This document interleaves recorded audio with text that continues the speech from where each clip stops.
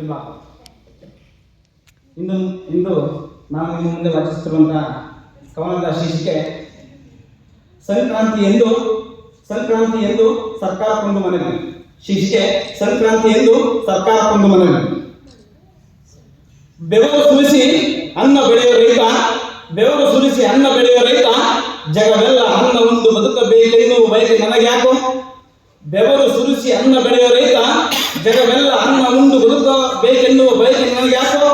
ತಂತ್ರಜ್ಞಾನ ಮುಂದುವರೆದಿದೆ, ಮಾತ್ರ ನುಂಗಿ ಬದುಕಲಿ ಎಂದು ಅವನಿಗೆ ಎಚ್ಚರಿಸುವ ಮುನ್ನ ಸರ್ಕಾರಕ್ಕೊಂದು ಮನವಿ. ಅವನು ಬೆಳೆಯುವ ಪ್ರತಿಯೊಂದು ಬೆಳೆಗೂ ಒಂದು ನಿರ್ದಿಷ್ಟ ಬೆಲೆ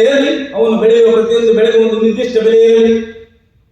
ಮಧ್ಯರಾತ್ರಿಯಲ್ಲಿ ಕೊರೆಯುವ ಚಳಿಯಲ್ಲಿ ಕರೆಂಟ್ ಚಿರತೆಗಳ ದಾರಿಯಲ್ಲಿ ಹಾವು ಚೇಳುಗಳ ಮಧ್ಯದಲ್ಲಿ ಸಾವಿನ ಸರಸವಾರ್ಥ ಜಗಕ್ಕೆಲ್ಲ ಅನ್ನವು ನಿಕ್ಕುವ ಬಯಕೆ ನನಗ್ಯಾಕೋ ಎಂದು ಅವನಿಗೆ ಎಚ್ಚರಿಸುವ ಮುನ್ನ ಸರ್ಕಾರಕ್ಕೊಂದು ಮನವಿ. ಅವನು ಬೆಳೆಯುವ ಪ್ರತಿಯೊಂದು ಬೆಳೆಗೂ ಒಂದು ನಿರ್ದಿಷ್ಟ ಬೆಲೆ ಇರಲಿ.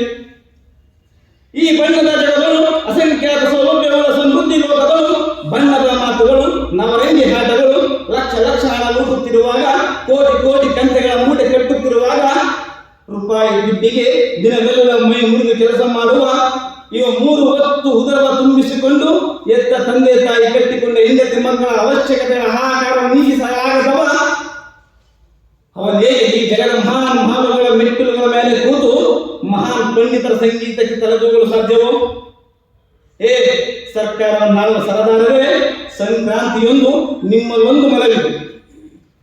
ಕುಡಿಯುವ ಕ್ವಾರ್ಟರ್ ಎಣ್ಣೆಗೂ ಒಂದು ನಿರ್ದಿಷ್ಟ ಬೆಲೆ ಉಂಟು, ಸೇದುವ ಬೀಡಿ ಸಿಗರೇಟ್ಗೂ ಒಂದು ನಿರ್ದಿಷ್ಟ ಬೆಲೆ ಉಂಟು. ಅಂದ ಮೇಲೆ ಜಗತ್ತಿನ ಹಸಿವ ನೀಡುವ ರೈತ ಬೆಳೆದ ಪ್ರತಿಯೊಂದು ಬೆಳೆಗೂ ಒಂದು ನಿರ್ದಿಷ್ಟ ಬೆಲೆ ಇರಲಿ. ಕೇಳಿರಿ ಸರ್ಕಾರವನ್ನು ನಾನು ಸರದಾರರೇ, ಸಂಕ್ರಾಂತಿಯಲ್ಲೊಂದು ನಿಮ್ಮಲ್ಲೊಂದು ಮನವಿ. ಕುಡಿಯುವ ಕ್ವಾರ್ಟರ್ಗೂ ಒಂದು ನಿರ್ದಿಷ್ಟ ಬೆಲೆ ಉಂಟು, ಸೇದುವ ಬೀಡಿ ಸಿಗರೇಟ್ಗೂ ಒಂದು ನಿರ್ದಿಷ್ಟ ಬೆಲೆ ಉಂಟು. ಅಂದ ಮೇಲೆ ಜಗತ್ತಿನ ಹಸಿವ ನೀಗುವ ರೈತ ಬೆಳೆದ ಪ್ರತಿಯೊಂದು ಬೆಳೆಗೂ ಒಂದು ನಿರ್ದಿಷ್ಟ ಬೆಲೆ ಇರಲಿ. ಅಂದ ಮೇಲೆ ಜಗತ್ತಿನ ಹಸಿವ ನೀಗುವ ರೈತ ಬೆಳೆದ ಪ್ರತಿಯೊಂದು ಬೆಳೆಗೂ ಒಂದು ನಿರ್ದಿಷ್ಟ ಬೆಲೆ ಇರಲಿ. ಧನ್ಯವಾದಗಳು.